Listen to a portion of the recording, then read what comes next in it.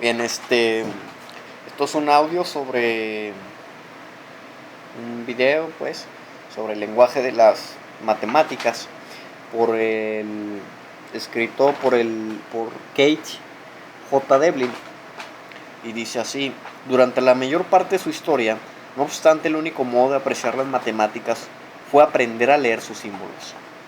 Aunque la estructura y los patrones de las matemáticas reflejan la estructura de la mente humana y resuenan con ella, tanto como lo hacen las estructuras y las pautas de la música, los seres humanos no han desarrollado el equivalente matemático de lo que el oído representa para la música.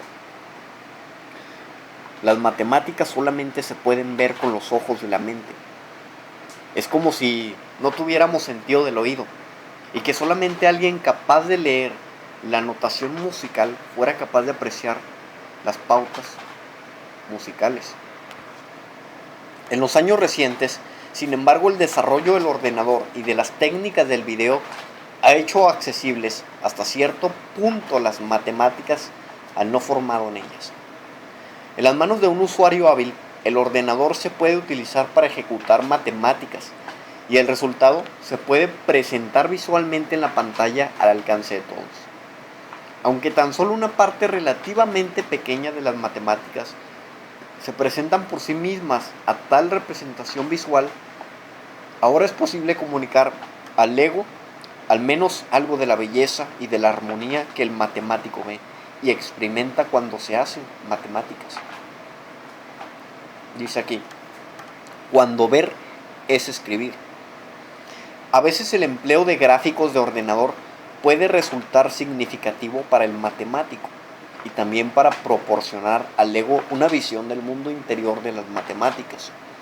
El estudio de los sistemas dinámicos complejos, por ejemplo, fue iniciado en 1920 por los matemáticos franceses Pierre Fatou y Gaston Julian.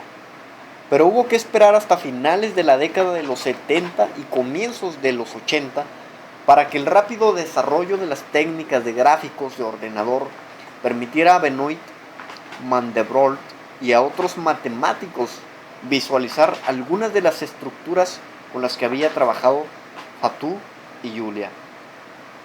Las figuras increíblemente bellas que surgieron de este estudio se convirtieron desde entonces en una especie de forma de arte por derecho propio, en honor de uno de los pioneros del tema.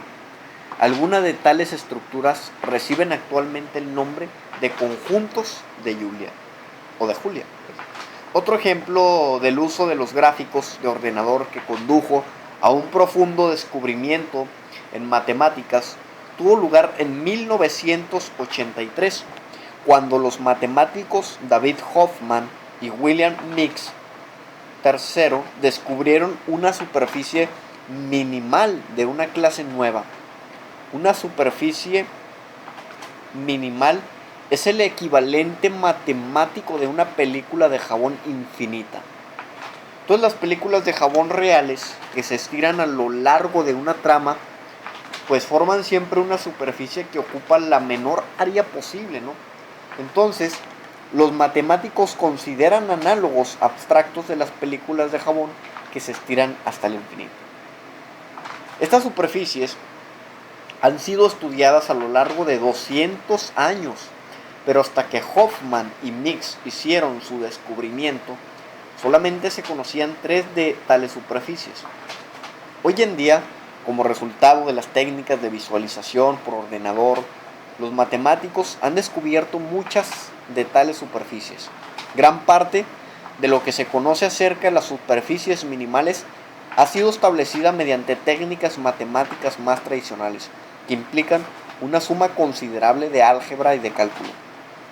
Pero tal como Hoffman y Mix mostraron, los gráficos de ordenador pueden proporcionar al matemático la intuición necesaria para hallar la correcta combinación de esas técnicas tradicionales.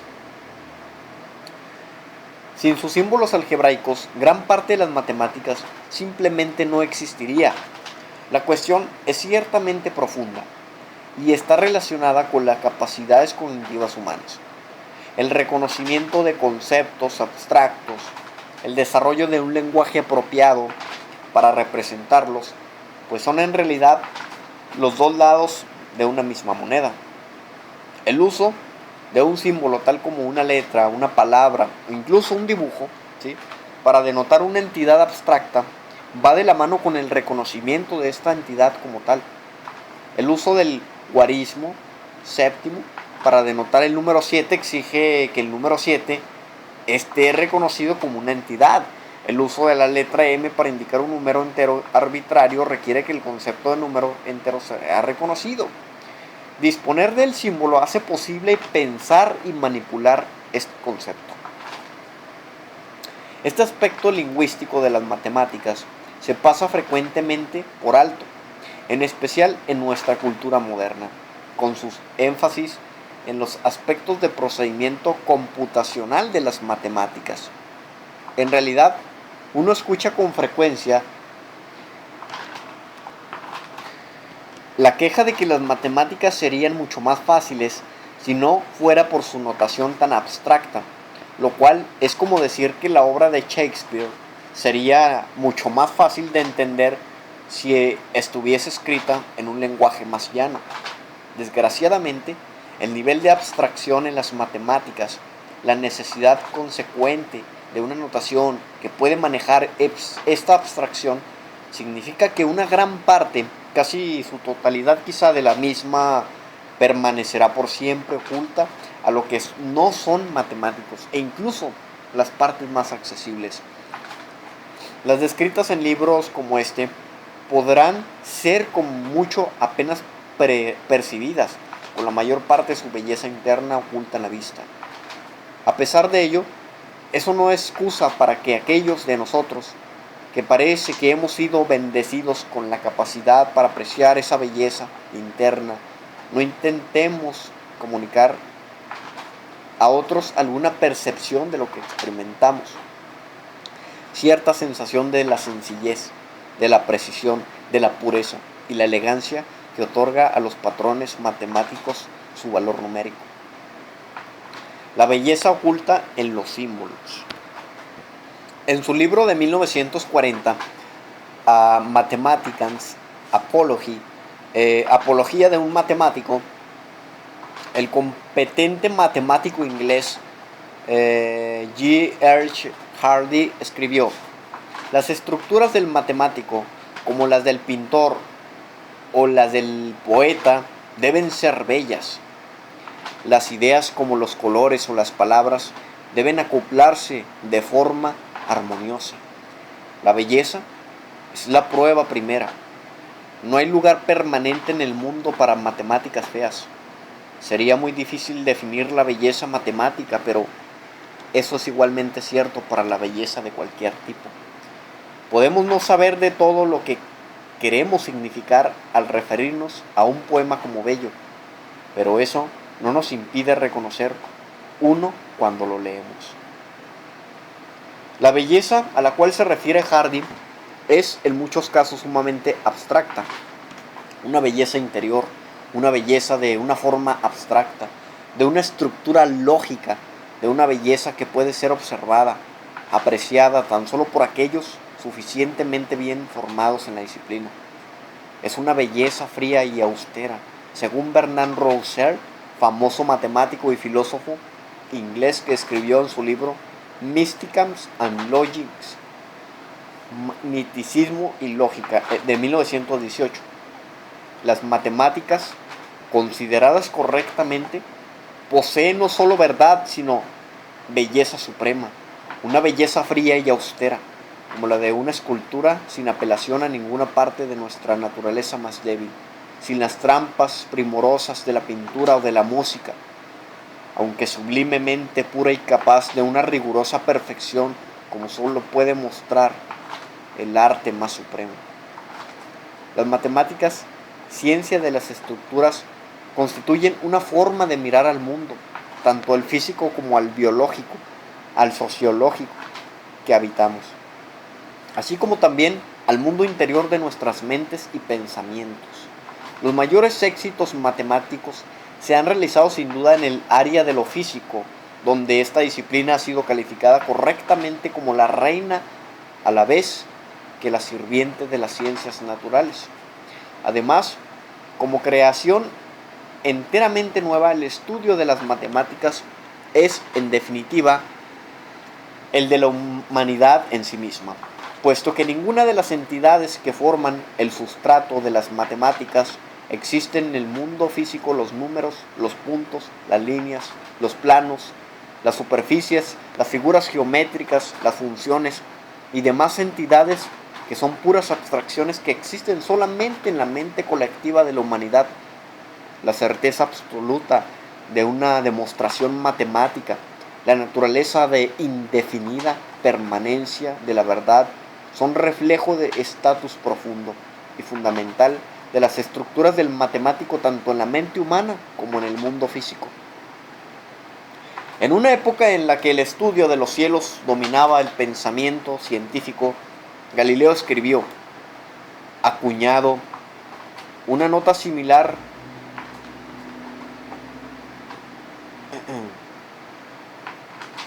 escribió, el gran libro de la naturaleza puede ser leído solamente por aquellos que conocen el lenguaje en el cual están escritos. Y ese lenguaje es el de las matemáticas. Acuñando una nota similar en un área muy posterior, cuando el estudio de los procesos internos del átomo habían ocupado la mente de muchos científicos durante una generación, el físico de Cambridge, John Polkinghorne, escribió en 1986, las matemáticas son la llave abstracta que abre la cerradura del universo físico. En la época actual, dominada por la información, la comunicación y el cómputo, las matemáticas tratan de hallar nuevas cerraduras que abrir. Hay escasamente pocos aspectos de nuestras vidas que no estén afectados en mayor o en menor medida por las matemáticas, puesto que las estructuras abstractas son la esencia primaria del pensamiento, de la comunicación, del cálculo, de la sociedad y de la propia vida.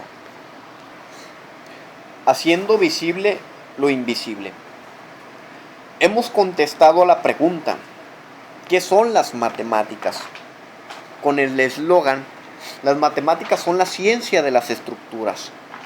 Hay otra cuestión fundamental relativa a las matemáticas que también pueden responderse mediante una frase capciosa. ¿Qué es lo que hacen las matemáticas? O en otras palabras, ¿qué proporcionan exactamente las matemáticas cuando se les aplica al estudio de un fenómeno? La respuesta es: las matemáticas convierten lo invisible en visible.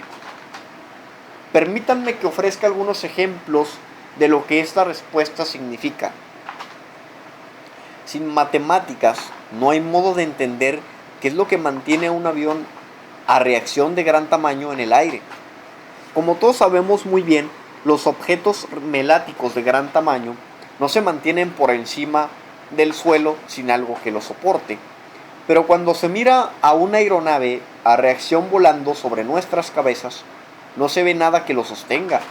Se necesitan las matemáticas para ver qué es lo que sostiene a un aeroplano en las alturas. En este caso, lo que nos permite ver lo invisible es una ecuación descubierta por el matemático Daniel Bernoulli a comienzos del siglo XVIII. Y ya que hablamos de volar, ¿cuál es la causa de que otros objetos, dejando aparte los aviones, caigan al suelo cuando los soltamos? La gravedad, responderán ustedes. Pero eso no es más que dar un nombre al fenómeno y no nos ayuda a entenderlo. Se trata de algo invisible y hasta podríamos llamarlo mágico. Para comprender la gravedad hace falta verla. Eso es exactamente lo que hizo Newton en el siglo XVII con sus ecuaciones del movimiento y de la mecánica. Las matemáticas de Newton nos permiten ver la fuerza invisible que mantiene a la Tierra en su giro alrededor del Sol y que provocan que una manzana se precipite al suelo desde el árbol. Tanto las ecuaciones de Bernoulli como las de Newton utilizan el cálculo. El cálculo opera siendo visible lo infinitivamente pequeño. Se trata de otro ejemplo de cómo lo invisible se convierte en visible. He aquí otro 2000 años antes de que pudiéramos enviar naves al espacio exterior para obtener imágenes de nuestro planeta, el matemático griego Erotóstanes se valió de las matemáticas para demostrar que la Tierra era redonda. En realidad calculó su diámetro y por ende su curvatura, con una precisión del 99%. Actualmente podríamos estar cerca de repetir la hazaña de Erotóstanes, habiendo descubierto que el universo es curvo, con el auxilio de las matemáticas, de potentes telescopios que podemos ver en la proximidad de los límites exteriores del universo. De acuerdo con algunos astrónomos, pronto veremos lo bastante lejos como para ser capaces de detectar y de medir alguna muestra de curvatura del espacio. Conociendo la curvatura del espacio, podemos utilizar las matemáticas para ver en el futuro hasta el día en que el universo se acerque a su fin. Empleando las matemáticas, ya hemos sido capaces de ver en el pasado distante, haciendo visible lo de otros modos invisibles, momentos de la creación del universo, lo que llamamos el Big Bang. Volviendo a la Tierra y al momento presente, ¿cómo vemos lo que hace que las imágenes, los sonidos de un partido de fútbol aparezcan milagrosamente en la pantalla de un televisor distante? Una respuesta es que las imágenes y los sonidos se transmiten mediante ondas de radio, un caso especial de lo que llamamos radiación electromagnética. Pero al igual que la gravedad, esta respuesta no hace más que dar un nombre al fenómeno, no nos ayuda a verlo. Para ver las ondas de radio hay que recurrir a las matemáticas. Las ecuaciones de Maxwell, descubiertas en el siglo XIX, nos hacen visibles las del otro modo invisible de ondas de radio. He aquí algunas estructuras humanas que podemos ver mediante las matemáticas. Aristóteles empleó las matemáticas para tratar de ver los patrones invisibles del sonido que reconocemos como música. Empleó también las matemáticas para intentar describir la estructura invisible de una representación teatral. En la década de 1950, el lingüista Noam Chomsky empleó las matemáticas para ver y describir los patrones invisibles y abstractos de las palabras que reconocemos como sentencias gramaticales. Convirtió la lingüística, que era una rama bastante ya oscura de la antropología, en una próspera ciencia matemática. Y finalmente, mediante las matemáticas somos capaces de indagar el futuro. La teoría de la probabilidad y la estadística matemática nos permite predecir los resultados de unas elecciones y frecuentemente con una precisión notable. Empleamos el cálculo para predecir el clima de mañana o de los próximos días. El análisis del mercado de valores. Entonces, las compañías de seguros usan la estadística y la teoría de la probabilidad para predecir la posibilidad de accidentes en el curso del próximo año, establecer en concordancia sus cuotas, ¿sí? Las compañías hacen eso. Cuando se trata de mirar al futuro, las matemáticas no permiten hacer visible otro aspecto invisible. Lo que todavía no ha sucedido, en tal caso, nuestra visión matemática no es perfecta y nuestras predicciones son a veces erróneas, pero sin las matemáticas no podríamos indagar el futuro y ni siquiera de modo deficiente.